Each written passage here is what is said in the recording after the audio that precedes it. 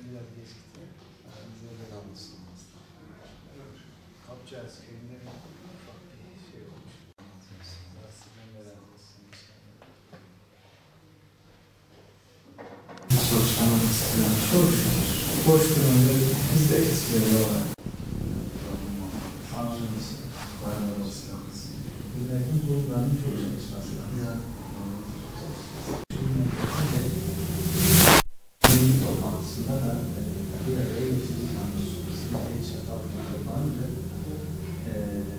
O zaman o ilk başkanlık yerine bize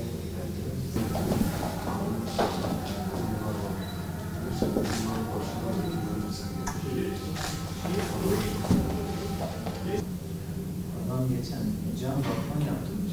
Cam balkona Eğitim Bilsen'in 6. kurultayı inşallah öncelikle Gaziantep şehrimizde ve daha sonra ülkemize hayırlı olsun, hayırlara vesile olsun. Tabi Eğitim Bilsen'in, Memur Sen'in çok büyük önem ve ehemmiyeti vardır. Özellikle ülkemizde inancımızla ilgili bir sıkıntı olduğunda en başta Memur Sen'i görüyoruz. Bu bizi ciddi anlamda mutlu ediyor. Özellikle mesele Kudüs olduğu zaman Sayın Başkanımızı ve Memur Sen'i en başta Kudüs için meydanlarda görüyoruz ve bu konuyla ilgili ellerinden geleni yapıyorlar. Buna öncülük ediyorlar. Kudüs meselesini dert ediniyorlar. Bu konuda kendilerini tebrik ediyoruz ve teşekkür ediyoruz. Kronikleşmiş bazı sorunlar vardı ve hala da var aslında. Özellikle başörtüsü meselesi ülkemizde gerçekten kriminal sonuçlar olan bir meseleydi. Bununla ilgili bizim camiamız da bir temel oluşturdu, bir esas oluşturdu ve Memur Sen ülke genelinde bir imza kampanyası başlattı. Bunu meclise taşıdı, gündeme taşıdı ve bununla ilgili de Allah hamdolsun ki başörtü meselesi kısmen de olsa ülkemizde çözüldü. Gerçekten genç kızlarımızın kampüslerde joplanması, farklı bir muamele tutulması ehl-i iman için sonuçları çok can yakıcıydı. Gerçekten çok ciddi anlamda bizi üzen bir meseleydi. Çünkü malum ülkemizin %99'u Müslümandır. Ama maalesef yönetildiğimiz kanunlar inancımızla, örfümüzle, tarihimizle uyuşmuyor, zihin kodlarımızla uyuşmuyor. Tamamıyla Batı'nın müstemleke kanunlarıdır. Bununla beraber Memur Sen bu konuda da ciddi anlamda bir adım attı ve Allah hamdolsun kısmen de olsa çözüldü. Kısmen diyorum çünkü tam manasıyla anayasal güvence altına alınmadı. Sadece bir yönetmelikle şu anda ayakta duruyor.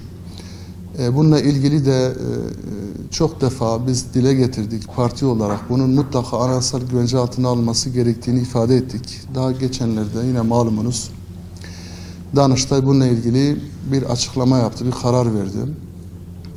Özellikle ordudaki başörtülü bayanlarla ilgili bir karar verdi. Yani bu mesele eğer anayasal güvence altına alınmazsa sürekli böyle birileri bunu kaşıyacaktır. Ve yine başka bir hükümet gelse çok kısa bir zamanda bu kanundan hepsini değiştirebilecektir. Değiştirebilme kabiliyetine sahip olacaktır. Ama anayasal güvence altına alınsaydı kesinlikle böyle bir şey yaşanmazdı. Yine bununla ilgili Memur Sen ciddi bir çıkış yaptı. Bunu gündeme taşıdı. Özellikle inancımızla ilgili dediğim gibi ve Kudüs'le ilgili meseleler olduğunda Memur Sen'i en başta görebiliyoruz. Evet, bugün Hüdapar'ımızın Gaziantep Başkanı ve yönetimi sendikamızı ziyarete geldiler, şeref verdiler. Ben tekrar hoş geldiniz diyorum başkanım. Allah razı olsun, çok güzel cümleler kurdunuz bizimle alakalı. Biz sendika olarak çalışanların, devlet hizmeti gören memurların özlük hakları, özgürlük mücadelesi, ekonomik, sosyal hakları ile alakalı her alanda çok güzel çalışmalar yürütüyoruz. Çok ciddi kazanımlar elde ediyoruz. Ama bunun çok ötesinde bizim sendikamızı belki diğer sendikalardan ayıran en temel özellik bizim bir mefkuremiz var. Bizim bir davamız var. Bu davanın da özünde ilahi kelimetullah ve İttihad-ı İslam davası var. Dolayısıyla da bizim sizin de buyurduğunuz gibi dünyanın birçok yerinde kan, zulüm, gözyaşı hakim.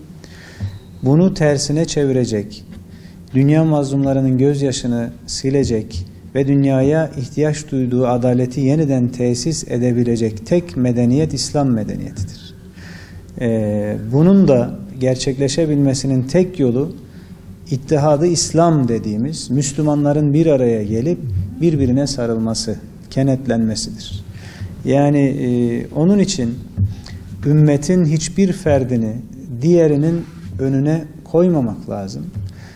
O yüzden de özellikle kavmiyetçi anlayışlardan uzak durulması gerekiyor. Çünkü Efendimiz Aleyhisselatü Vesselam Arap'ın Acemin Arap'a bir üstünlüğü yoktur buyuruyor. Yani kimsenin kimseye bir üstünlüğü yok. Üstünlük ancak takvadadır. Dolayısıyla biz dünyaya bu pencereden bakıyoruz ve gerçekten de dünyanın neresine giderseniz gidin ümmetin gözü Türkiye'de. Sadece ümmetin de değil, dünya mazlumlarının gözü Türkiye'de.